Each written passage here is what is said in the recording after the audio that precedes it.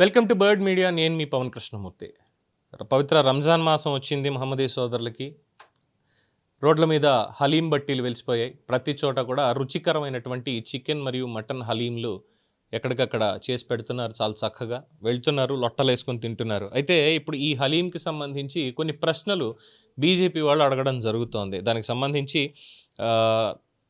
వాళ్ళు ఒక లాజికల్గానే అడుగుతున్నారు. మరి దీనికి సమాధానాలు ఉన్నాయా అనేదే ప్రజెంట్ డిస్కషన్ నడుస్తోంది. ఏంటంటే ఈ రాత్రికి రాత్రే వాళ్ళు అక్కడ ఏర్పాటు చేస్తారు. అంటే రేపొద్దున రంజాన్ అనగా, రేపటి నుంచి రంజాన్ అనగా ఈరోజు ముందుగానే ఆ బట్టి రెడీ చేసుకుంటారు. కింద మంట పెట్టి చక్కగా దానికి ఒక డాగిషా పెట్టి దాంట్లోనే హలీంని పొద్దున్న నుంచి సాయంత్రం దాకా ఒక గుడ్డడ్డం కట్టేసి అందులోనే తయారు చేస్తూ ఉంటారు.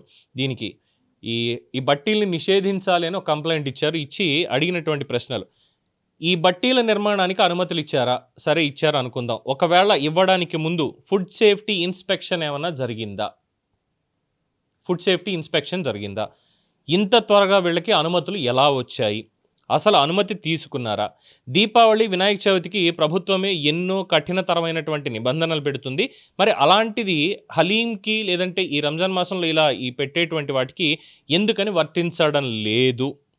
హలీంలో ఏం కలుపుతున్నారనేది ప్రభుత్వానికి తెలుసా? అంటే మనకి పైకి చెప్తారు, యూట్యూబ్లో వీడియోలు కూడా ఉన్నాయి. హలీం ఎలా చేస్తారు ఏంటి అనేటువంటిది, పిస్తా హౌస్ వాళ్ళది, లేదంటే ఇతరత్ర పెద్ద పెద్ద హోటల్స్ వీళ్ళు కూడా పెట్టేటువంటిది ఎలా చేస్తారో ఆ ప్రాసెస్ ఏంటి, అందులో ఎటువంటి హర్బ్స్ ఇవన్నీ కూడా కలుపుతారు మాంసంతో పాటు, ఎంతసేపు ఇది చేస్తారు, ఇవన్నీ ఉంటాయి.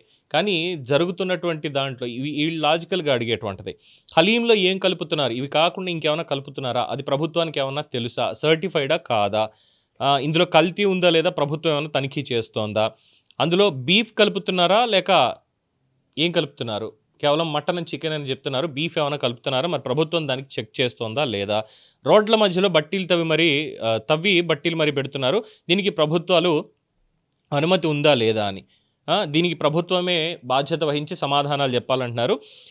తర్వాత హలీం బట్టీల్లో సిగ్గు లేకుండా తినేది 80% మంది హిందువులే, ఒకసారి ఆలోచించుకోండి అని చెప్పి లాజికల్గా బీజేపీ వాళ్ళు అడుగుతున్నటువంటి ప్రశ్న. మరి దీనికి సమాధానాలు ఏమైనా ఉన్నాయా? చూద్దాం. మీ అభిప్రాయాల్ని మీరు ఏమనుకుంటున్నారు అనేది కామెంట్స్లో తెలియచేయండి. చూస్తూనే ఉండండి ది బర్డ్ మీడియా.